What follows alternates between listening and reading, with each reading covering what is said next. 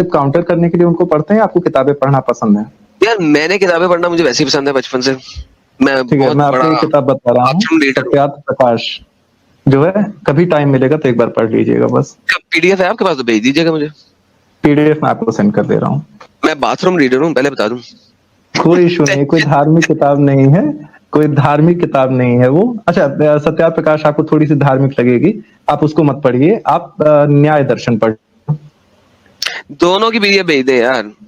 ठीक है, मैं आपको सत्यार्थ यूजुअली रात को सोते वक्त पढ़ता हूँ, यूजुअली बेड के ऊपर। आप बाथरूम में पढ़ लीजिएगा, मेरा भी सबसे ज्यादा फोकस वहीं पे बनता है। ये सत्यार्थ प्रकाश को संडास में बैठकर, यानी गोबर करते हुए, ठोस करते हुए बैठकर, अपवित्र जगह पर बैठकर, गंदी जगह पर बैठकर सत्यार्थ प्रकाश को पढ़ने का आदेश एडम सीकर को ऑर्डर दे रहा था कि जनाब उधर पढ़ें। और कहता है अगर इस दुनिया के अंदर यीशु मसीह ना होते तो दुनिया तबाह हो जाती। गॉस्पेल से प्यार है हमें, इसीलिए अगर जीसस क्राइस्ट ना होते ना तो दुनिया बहुत गलत होती। अगर जीसस क्राइस्ट ना होते ना तो दुनिया बहुत गलत होती, बहुत अलग होती। यीशु मसीह के सहारे ही दुनिया खड़ी हुई है। ऐसा ये लोटा है, ऐसा मक्कार आदमी है, क्योंकि इसको पता है एडम सीकर के साथ बनाऊंगा तो हिंदूस ने ठीक ठाक घेरे हुए डिस्कॉर्ड पर घुसूंगा तो मुझे मेरी जान पहचान होगी, इस तरह घेर के अपने पास लेके आऊंगा बड़े तरीके के साथ। अस्सलाम वालेकुम दोस्तों, उम्मीद है आप लोग खैरियत से होंगे। मैं हूं आमिर हक और आप सुन रहे हैं आवाज़े हक। आज का प्रोग्राम बड़ा स्पेशल सेगमेंट लेकर आपकी खिदमत में हाजिर हैं। नॉर्मली आपको पता है हम किसी ऐसे टॉपिक पर बात कर रहे होते हैं जिसका फिलॉसफी से लेना देना है या रीजनली किसी इशू से लेना देना है, मगर आज का टॉपिक बहुत इंपॉर्टेंट है। 2 सेगमेंट्स हैं आज के टॉपिक के। टाइटल से एक तो टॉपिक आपको थोड़ा सा कंफ्यूजिंग लगा होगा, आई एडमिट, मगर अभी थोड़ी देर में पर्दा गिरने वाला है। जल्दी से शेयर कर दें। इस वक्त हम इंस्टाग्राम के ऊपर, फेसबुक के ऊपर जनाब लाइव जा रहे हैं। बड़ी तादाद में लोग हमारे साथ जुड़ चुके हैं। इंस्टाग्राम के ऊपर भी जितने लोग हैं जनाब, जल्दी से आप इसको शेयर करें और जल्दी से फेसबुक वाले भी और यूट्यूब वाले भी जहां जहां शेयर कर सकते हैं, जहां इजी है, सेफ है, वहां आप शेयर करें। सबसे पहला हमारा जो सेगमेंट होगा वो है एक रिसेंटली 4 फरवरी को, यानी अब से 3 दिन पहले एक अरेस्ट हुआ है मुफ्ती सलमान अजहरी का। अब इससे पहले कि इस पर मैं खुलकर बात करूं, मैं स्टार्ट के अंदर ही एक टीटो पार्टी को और एक ड्रामेबाजी को और एक प्रोपेगेंडा को और एक तमाशे को एक्सपोज कर देना चाहता हूं पहले ही। नंबर 1, पहला पॉइंट उठाया जाएगा जी, ये पाकिस्तान से है, हमारा अंदर का मामला है, आप क्यों बोल रहे हैं? सबसे बड़ा यही इशू है ना, नंबर 1। दूसरा, ओ पाकिस्तान से मुफ्ती सलमान अजहरी के बारे में बात हो रही है, तौबा तौबा तौबा तौबा तौबा, ये तो पक्का कोई जनाब कोई आतंकवादी है, पक्का कोई ऐसे है। जोड़ दिया जाएगा ये सारी चीजें। तो स्टार्ट में डिस्कस करते हैं। तो जनाब हम बहुत छोटे पैमाने पर अपनी सी कोशिश जो कर रहे हैं और कई इश्यूज पर बात उठा रहे हैं, जिन इश्यूज पर आप लोग किसी को आवाज उठाने नहीं दे रहे, ये एक बहुत बड़ी एग्जाम्पल मुफ्ती सलमान अजहरी, अजहर मिन शम्स है। इस बात को दर्शाने के लिए जो अक्सर कई लोग आकर हमारे सामने कहते हैं जी अंदरूनी मामला है, आप क्यों बीच में बोलते हैं? तो बोले, तो बोले, तो बोलने दें। अगर किसी मुसलमान की इज्जत पर हाथ पड़ेगा दुनिया के किसी कोने के अंदर भी, हम बोलेंगे freedom of speech, freedom of expression, तो अड़ी ऐसी थी तैसी, हाँ उखाड़ सको तो उखाड़ लो। नंबर 1, ये तो हो गया मेरा मौकफ। अब थोड़ा सा आपका फार्मूला सेट कर देते हैं। अगर यस्सु की कुत्ती जैसा बंदा नेशनल टीवी पर बुलाया जा सकता है इस्लाम की नफरत में, उसके साथ आपके भारतीय नागरिक इस्लाम के खिलाफ गालियां बक सकते हैं, ब्लास्फेमी कर सकते हैं, वो बर्दाश्त है, तो फिर कोई पाकिस्तान से हो, बांग्लादेश से हो, नॉर्वे से हो, तुर्की से हो, कनाडा से हो, कहीं से भी हो, उसको राइट है फिर बात करने का। हमें भी बुलाओ नेशनल टीवी पर, तुम्हारी ऐसी तैसी बुलाना, हमें भी बुलाओ ना नेशनल टीवी पर, हैं? हम भी बात करेंगे, क्या दिक्कत है? और जो बोलेंगे 16 आने सच बोलेंगे, सूद समेत बोलेंगे, खरा और कड़वा बोलेंगे। हाँ, यही दिक्कत है, बस मसला यही है। आप चाहते हो हम वो बोलें जो आपके कानों में रस घोले, और हम वो बोलते हैं जो आपके शरीर में तमाम अंगों में जो छोटी छोटी गुफाएं बनी हुई हैं, उन गुफाओं से धुआं निकाल दे, वो भी काले कलर का। इसलिए आप लोग हमें बुलाते नहीं। तो जब, और फिर आप लोग तो वो सनातनी इस्लामोफोब, सारे सनातनियों की बात नहीं कर रहा, वो सनातनी इस्लामोफोब जो टटपूंजिया है एच मुस्लिम भड़वा मूवमेंट का, उन भड़वा मूवमेंट वालों को मैं यहां से यह बताना चाहता हूं कि अगर तुम ये तमाशे करते हो, उसके बाद फिर हमारी जुबानों को क्यों रोकते हो? किस बुनियाद के ऊपर? खुलेआम तुम जनाब डांसिंग कार के अंदर बैठकर जो बोलते हो, सुन लो। दोस्तों, असल में एक चीज मैं ये बताना चाहता हूं सारे लोगों को, इंक्लूडिंग मोमिनों को, कि अब एक्स मुस्लिम और सनातनी भाई भाई है। बल्कि सनातनी नहीं स्वामी जी, बल्कि सारे लोग, हर मानवतावादी एक्स मुस्लिम के साथ है। और ये बहुत ठीक है जी, ये बेस पकड़ लिया आपने। तो जब तुम्हारे पास ये राइट है, ये राइट हमारे पास आकर देशद्रोही क्यों बन जाता है? ये टेररिज्म क्यों बन जाता है? ये एक्सट्रीमिज्म क्यों बन जाता है? मेरा सवाल है। ये राइट सिर्फ तुम्हारे पास है। तुम्हारे आरएसएस के कुत्ते पिल्ले सुबह शाम भारत की सरजमीन पर इस्लाम के और मुसलमान कम्युनिटी के खिलाफ जहर उगलते हैं। कितनों पर पर्चे कटे हैं? कितने अरेस्ट हुए हैं? कितनों की वीडियोस मौजूद हैं? कितनों पर केस बना है?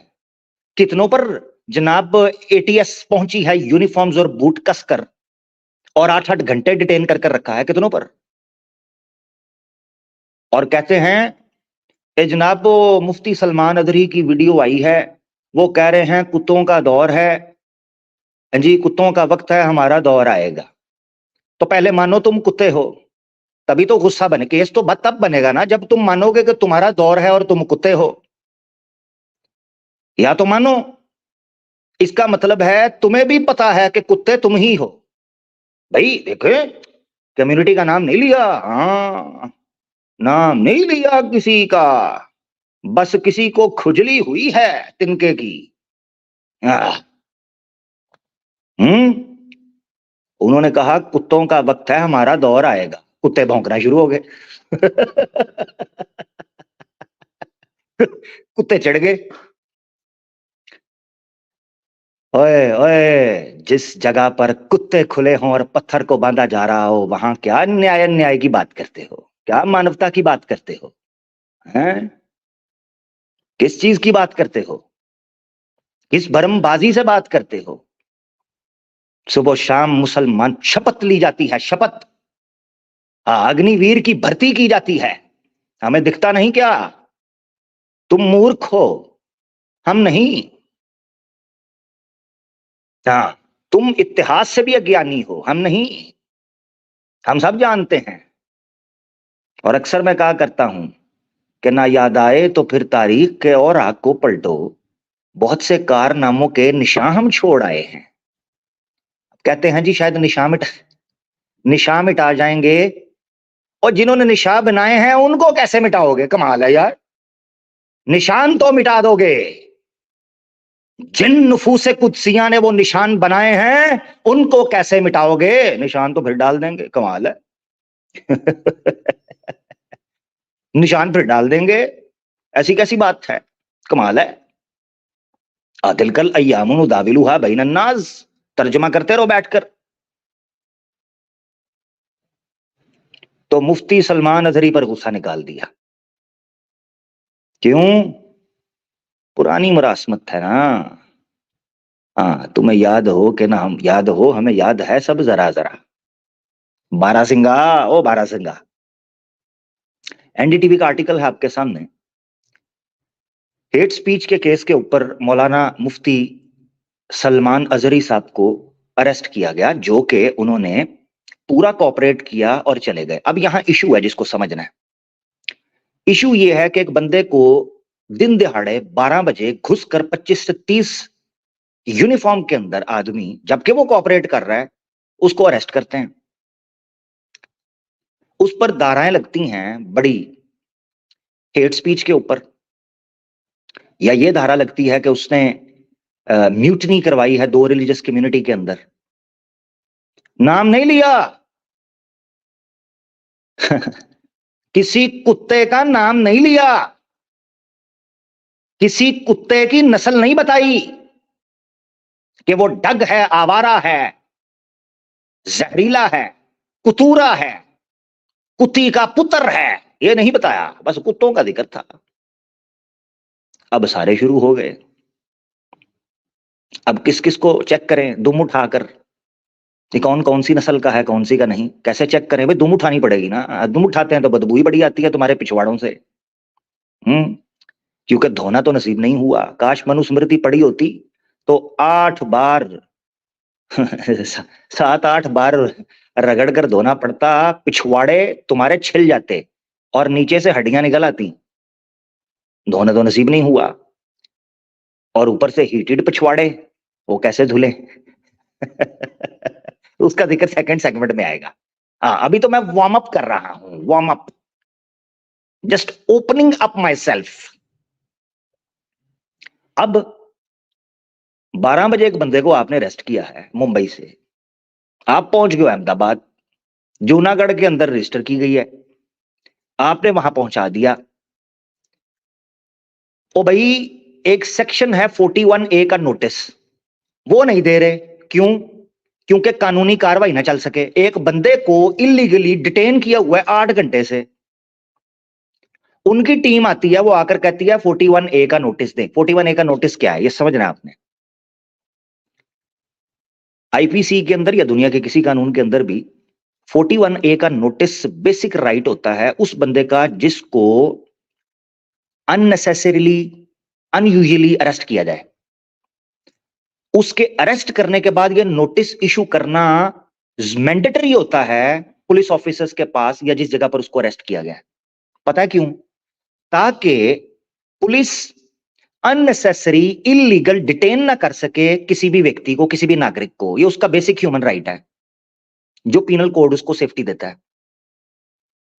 अब ये इसलिए नहीं दे रहे ताकि पता ना चल सके कि लॉयर्स ने क्या मूवमेंट करनी है, किस तरह बेल लेनी है, किस तरह दूसरे मामलात करने हैं, या कितनी देर तक उनको डिटेन करेंगे ये भी ना पता चल सके। यानी यूं समझें कि एक आदमी ने आपसे कोई चीज छीन ली और उसके बाद आपके पास कोई सबूत भी नहीं है कि आपसे किसी ने कोई चीज छीनी है।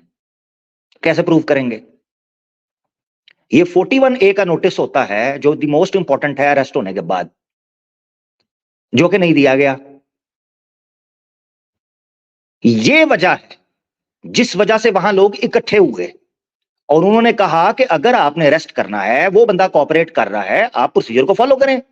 आप तो इस तरह बंदे को गायब कर दोगे, बंदे का तो पता ही नहीं चलेगा बंदा गया किधर है। हमारे पास तो प्रूफ ही कोई नहीं कि आपने डिटेन किया है। तो लीगल प्रोसेस है। बताया गया कि 4 ऑफेंस लगे हैं जिनमें 2 नॉन बेलेबल हैं और 2 बेलेबल हैं। बाहर सूरत 41A का नोटिस जो है ये थमाना चाहिए उनकी टीम को, ताकि वो लोग ये कंफर्म कर सकें कि अगर मुफ्ती सलमान अजहरी साहब कोर्ट के सामने पेश होते हैं, जब जब बुलाया जाता है थाने के सामने पेश होते हैं, तो उनको अननेसेसरीली अरेस्ट किया गया है। एक बंदा है, एक शख्सियत है, वो कहां भाग सकती है? ठीक है, उसको जब भी मौका मिलेगा वो पेश होगा। अच्छा, मेरा सवाल ये है, वो बंदा ऐसा बोला क्यों? सोचने की बात है। एक तो पॉइंट ये है, कहा यह जाता है कि जनाब वहां पर उनको जिस तकरीर के लिए बुलाया गया था वो सोशल एक टॉपिक था, जिस पर जो वहां की जो यूथ है, कम्युनिटी उस एरिया की, वो लोग नशों के अंदर और ड्रग्स के अंदर इन्वॉल्व हैं, तो वहां पर ये टॉपिक ज्यादा डिस्कस किया जाएगा। अब यूथ को वहां पर ये बताने के लिए कि आप लोग परेशान मत हो, डिप्रेस मत हो, आप लोग अभी अगर परेशान हो, थोड़ा सा अपसेट हो, ऑब्वियसली कम्युनिटी के दरमियान रिफ्ट चल रही है एक अरसे से, आप लोग नारे मार सकते हो, आपको हक है। मुस्लिम कम्युनिटी बैठकर यह भी नहीं कह सकती कि यार हमें legal fight legal with in the constitution अपने राइट्स की बात करनी चाहिए, यह भी नहीं बोल सकते। और अगर वहां एक बंदा किसी कम्युनिटी का नाम लिए बगैर ये बात कर रहा है, इनको मिर्चें लगना शुरू हो गई हैं, लगनी चाहिए, मगर वहां क्यों नहीं लगती? जब छत्तीसगढ़ के अंदर हाथ उठाकर शपथ ली जाती है मुसलमान व्यापारियों का बाइकाट करो, शिवसेना जब हाथ उठवाकर त्रिशूल हाथ में पकड़वाकर शपथें ले रही होती है और उसकी वीडियोस वायरल हो रही हैं, उस वक्त आप क्यों नहीं बात करते? ये धारा लगनी चाहिए 153 की,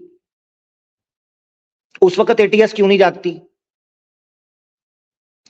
इसी तरीके से जब मजमे के अंदर तकरीरें करते हुए मुसलमानों को प्रवोक किया जा रहा होता है, अभी पिछली वीडियो हमने दिखाई राम मंदिर के हवाले से अलीना सिस्टर के चैनल के ऊपर, जिसमें मस्जिद के बाहर लड़के खड़े होकर भगवे लहरा रहे हैं और भड़वागिरी कर रहे हैं, वहां पर तमाशे कर रहे हैं, वहां दंगा फूट जाए, और ये जो तुम लोगों ने गुंडागर्दी शुरू की हुई है, इसको कैसे हल करोगे? जो नारे लगाए जाते हैं, मुल्ले, थैंक यू, मुल्ले काटे जाएं, और पुलिस पास खड़ी होती है, मुल्ले काटे जाएंगे तब हराम हराम चिल्लाएंगे, ये जब नारे मारे जाते हैं तो उस वक्त तुम्हारी पुलिस कहां होती है? सवाल है। मुंबई के अंदर दंगे शुरू हो जाते हैं, राम मंदिर बनता है मुंबई के अंदर, तो तुम्हारा क्या लेना देना?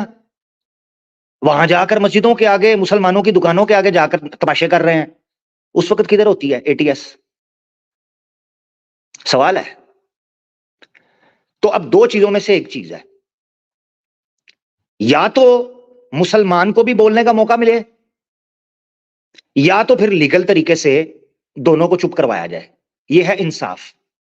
ये जो लाडले बच्चे वाली फीलिंग है ना कि जनाब हम तो जो मुंह में आएगा बोलते चले जाएं, हमें कोई पूछने वाला नहीं, इससे आप सोसाइटी के अंदर लॉ एंड ऑर्डर की सिचुएशन क्रिएट कर दोगे, अनफॉर्चुनेटली कर दोगे। अच्छा जी, जुमला क्या है जी? एक कुत्तों का वक्त है, हमारा दौर आएगा। इस तरह तो फिर रणवीर सिंह के ऊपर भी केस बनना चाहिए, अपना टाइम आएगा। अपना टाइम आएगा। हाँ, तू नंगा ही तो आया था, क्या घंटा लेकर जाएगा? अपना टाइम आएगा, बना दो उस पर भी केस, उसका भी टाइम आ रहा था।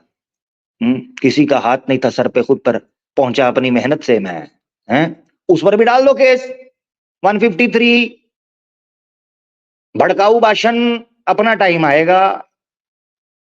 और झोपड़ी को तुम लोगों का दिमाग ऊपर वाला खाना चलता है या डेड हो चुका है?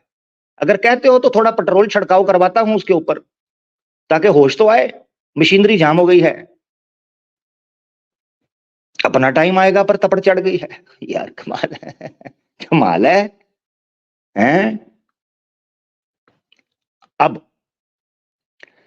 इंसाफ की बात तो ये है कि ये लोकतंत्र था जो कि आप क्लेम करते हो बड़े गर्व से, लोकतंत्र the biggest democracy in the world. Very good, thank you, मुबारक हो, बधाइयां, मगर उसको कायम रखो ना, सस्टेन रखो।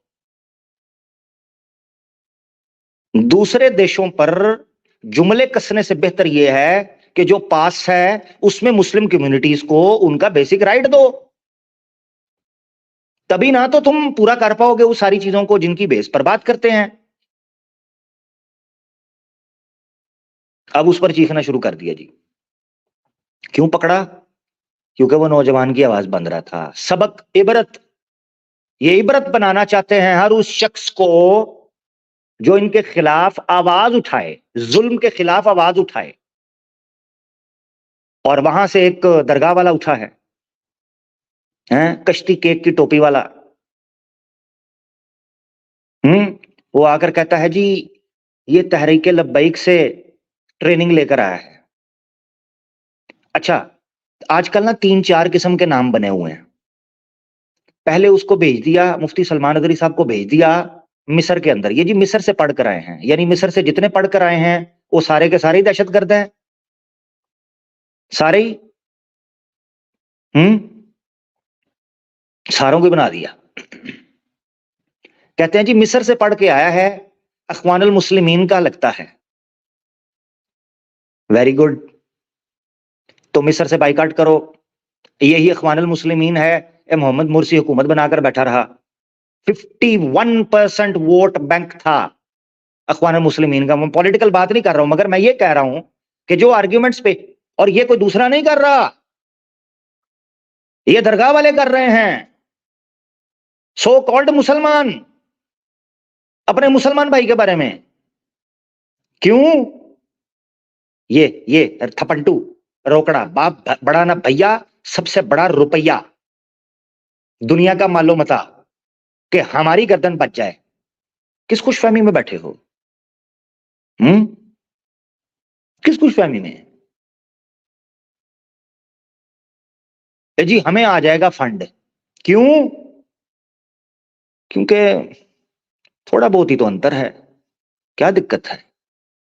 वही से ज्यादा कुछ नहीं कहूंगा, क्योंकि अपने भी खफा होते हैं और बेगाने तो वैसे ही ना खुश हैं हमसे, उन वो तो बाढ़ में ही जाए, उनकी तो दिक्कत भी कोई नहीं। लो, और नीचे भाई कह रहे हैं इजिप्ट में गए। ओ भाई चीफ गेस्ट बनाया था, वो आपका क्या है, वो इजिप्ट का सदर इंडिया में चीफ गेस्ट बना था नेशनल। क्या कब का है यार, किधर गया है? बातें कहीं की कहीं निकल जाएंगी। नेशनल डे के ऊपर मिस्री चीफ गेस्ट था, सदर। ये क्या बात हुई? आर्ग्यूमेंट तो कोई दो ना यार। अच्छा फिर क्या कहता? हाँ सीसी, फिर क्या कहते हैं? कहता है जी लगता है तहरीके लब्बैक से बहुत ज्यादा इंस्पायर हैं। क्यों? क्योंकि लब्बैक या रसूल अल्लाह। Very good. तो फिर तो जो अल्लाह अकबर कहता है सबको ही एक ही पलड़े में डाल दो, हैं दरगाह वाले मुनाफिक साहब। मैं तो यही कहूंगा। तो जी वो जनाब लगता है तहरीके लब्बैक से इंस्पायर है। Very good.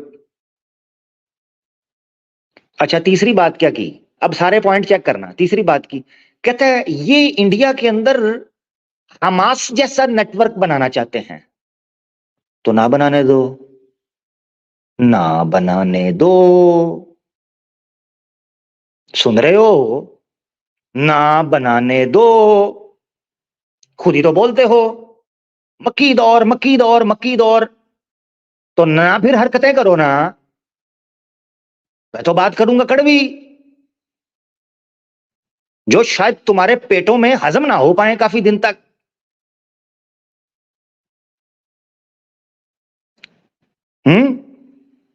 तो फिर ना करो, इज्जत करो, इज्जत लो, इज्जत दो।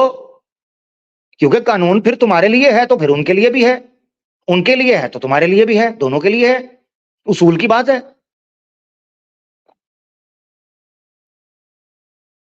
तो ये जो बिकाऊ किस्म के टटपुंजिए सो कॉल्ड किस्म के वहां पर मुल्ले मलवट्टे, जिन्होंने गोरों के आगे भी पिछवाड़े सीधे कर दिए थे और आज भी तागूतों के सामने पिछवाड़े सीधे करके बैठे हुए हैं, उन मुनाफिकीन से अल्हम्दुलिल्लाह हमारे वो नौजवान बेहतर हैं, चाहे कितने ही जुब्बे और कितनी दाढ़ियां क्यों ना हो, जो राम मंदिर के सामने जाकर हाथ जोड़कर कहते हैं प्राण प्रतिष्ठा हो गई। उल्लू के पठे, कौन सा इस्लाम पढ़ा था तूने जिसमें प्राण प्रतिष्ठा होती है? कौन सा इस्लाम पढ़ा था तूने? ये जना कैप पहनकर, रेबन की ऐनक लगाकर, दाढ़ी को तेल लगाकर, इसको इस्लाम नहीं कहते। इस्लाम तुम्हारे अंदर वो गैरत पैदा करता है जो तागूत के सामने सर उठाकर बात करने की तुम्हें जुर्रत पैदा करती है। जिसमें तागूत के सामने सर उठाकर बात करने की जुर्रत ना हो, वो अपने इस्लाम को दोबारा पढ़ ले। जिसमें इतना हौसला ना हो, इतनी भी जुर्रत ना हो कि जहां मूर्ति पूजा की मुश्क और बू भी आती हो, वहां से अपनी आंखों को ही मोड़ ले। हम तो ईमान की कमजोर तरीन हालत का तकादा करते हैं ना। हमने कब कहा है, कब तकादा किया है? सिर्फ इतना ही था ना कि तागूत से मुंह मोड़ लो, कुफर से खुश ना हो और अदल और इंसाफ की बात करो, जो तुम्हारा बेसिक राइट है। ऐसी बात तो नहीं है ना कि कॉन्स्टिट्यूशन या लीगल फ्रेमवर्क तुम्हें इस चीज की इजाजत नहीं देता या तुम्हारा सांस घुटने लगता है इन जगहों पर। मगर मसला कुछ और है। तुम बहन की बीमारी का शिकार हो गए हो, बस इतना ही है। मेरे आका ने कह दिया था, पेश कोई थी। तो मुफ्ती सलमान अजहरी ने अगर तुम्हें लगता है गलत कहा है, तो फिर उन सब के ऊपर केस बनेगा जिन्होंने इतने सालों के अंदर जहां जहां जो जो जुमला बोला है और वो अभी तक घूमते फिर रहे हैं। वो बाबरी मस्जिद में दंगे करने वाले हों, वो ज्ञान वापी में दंगे करने वाले हों, वो गुजरात में दंगे करने वाले हों, वो बॉम्बे में दंगे करने वाले हों, अयोध्या में दंगे करने वाले हों, यूपी में दंगे करने वाले हों, पूरी स्टेट दुनिया में आपके भारत के अंदर जिस जगह पर दंगे हो रहे हैं, फिर उन सबको हम एक ही चीज के ऊपर रखो ना भाई, रखो। अब हमसे चिढ़ते हैं। चलो आज फिर एक थोड़ा सा और तरीके से आपको एक चीज समझाऊं कि शायद बकायदे जीस्त ये साथ ना आ सके। तुम दास्ताने शौक सुनो और सुनाए हम। तो क्या थी आयत? आज तुम्हें उसका भी कुछ हल्का सा नमूना दिखाते हैं।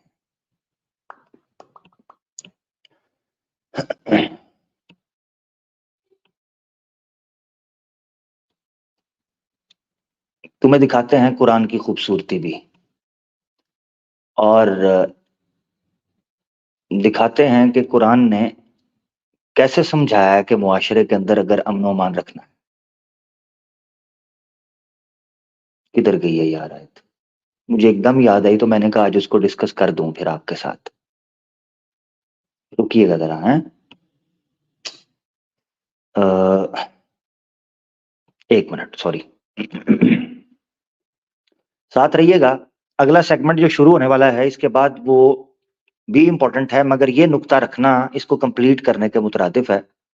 तो यहां ये रखना जरूरी है, ये जो मैं आयत रखने लगा हूं, ताकि आप समझें कि कुरान ने कितनी खूबसूरती के साथ किसी समाज में अमनो अमान को दर्शाया है कि कैसे रह सकता है। एक मिनट रुकिए जरा।